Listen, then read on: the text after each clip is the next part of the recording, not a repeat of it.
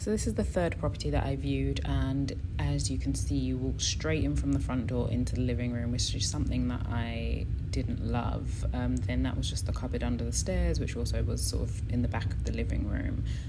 Out from the cupboard, you then went straight into the dining room, which was a decent size, had double doors opening into the garden, and then a kitchen that they kind of extended. So as you see when I turn the camera, it goes down. So they've extended this kitchen, but not the dining room. So it was like a partial.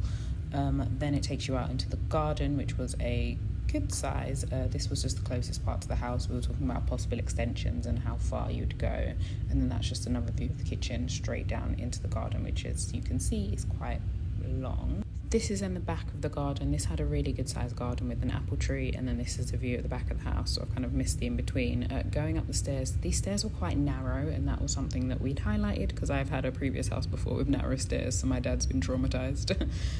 This is into one of the bedrooms. The boiler was upstairs. That's something that you'd probably think about moving downstairs at some point, with built-in cupboards.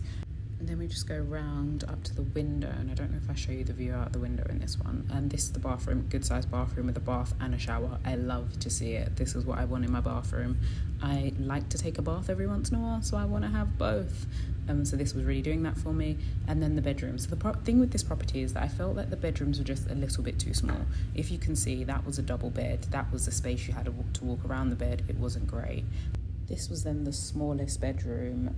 I believe that it was definitely too small to fit a single bed, so it was quite difficult. Could work as a study, but not really a small bedroom. And then that was the full length of the garden with a beautiful apple tree. It looked really, really good. And behind the tree is where that shed that I'd showed you previously was. In the end, this ended up being a no as well.